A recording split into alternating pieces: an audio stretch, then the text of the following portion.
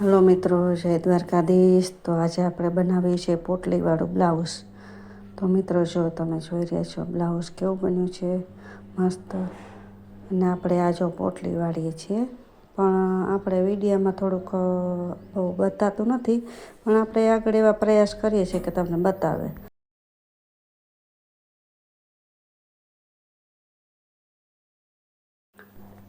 તો મિત્રો, આપણે આગળ પણ પ્રયાસ કરશું કે આપણે તમને બધું આવી રીતે શીખવતા જઈએ. જો આપણી પોટલી મુકાય છે મિત્રો, તો જો આવી રીતે આપણે મૂકીએ ને તો એકદમ સરળ રીતે રહે છે. આની અંદર આપણે છે ને રિલાયન્સનું રૂ આપણે નાખ્યું છે, એટલે પોટલી આપણે સિલાઈ લેવામાં પણ ઇઝી રીતે વાંધો ના આવે. જો એકદમ મસ્ત રીતે મૂકાણી છે પોટલી આપણી, ને પોટલી પણ આપણે એકદમ સરસ રીતે તૈયાર થઈ છે. જો ને આપણે આવી રીતે એક કરતાં આપણે મૂકવાની છે, સ્ટેપ બાય સ્ટેપ. ને આનો લુક પણ એકદમ મસ્ત એ મિત્રો આવશે કે આગળ પણ આપણે આવી રીતે પ્રયાસ કરીએ છીએ કે તમને બધા વિડીયો જોવા ગમતા હોય તે કોમેન્ટ કરજો કે તમારે શું શીખવું છે. અને જો આપણી પોટલી મુકાય છે, એકદમ સરસ રીતે મુકાઈ પણ ગઈ છે. જો મિત્રો, અને આપણે એક્સ્ટ્રા કાપડ હોય ને એને કટિંગ કરી નાખવાનું છે. આપણું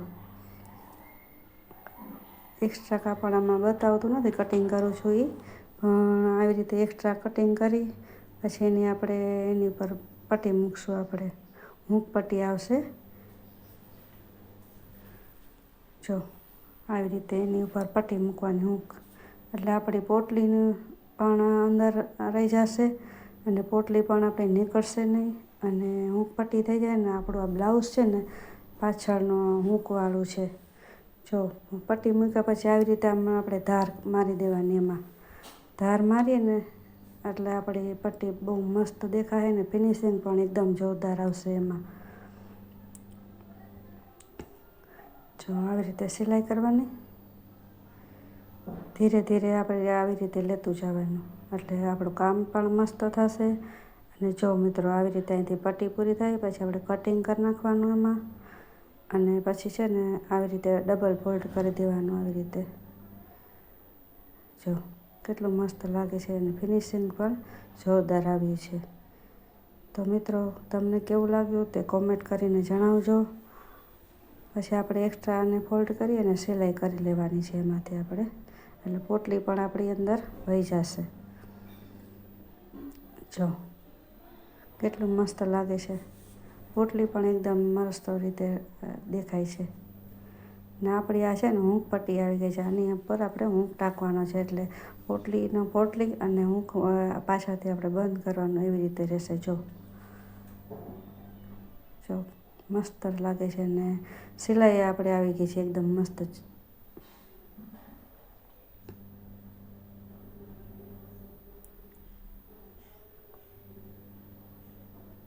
આવી રીતે અહીંથી આપણે અંદર જવા દેવાનું, એટલે આપણું ફિનિશિંગ પણ એકદમ મસ્ત જોરદાર આવશે. જો આપણું આ બ્લાઉઝની પટ્ટી મુકાઈને આપણું કમ્પ્લીટ થઈ ગયું છે.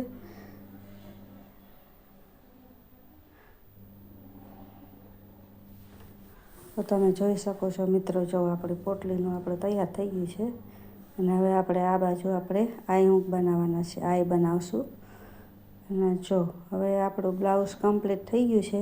જો મિત્રો, કેવું લાગે છે તો કોમેન્ટ કરજો.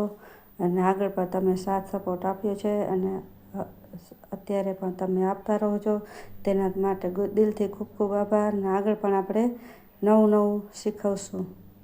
જય દ્વારકાધીશ. તો મિત્રો, બ્લાઉઝ તમને કેવું લાગ્યું તે કોમેન્ટ કરીને જણાવજો. આગળ આપણે પ્રયાસ કરીએ છીએ કે તમને સરખું અને વ્યવસ્થિત રીતે બતાવીએ. જય દ્વારકાધીશ, જય માતાજી.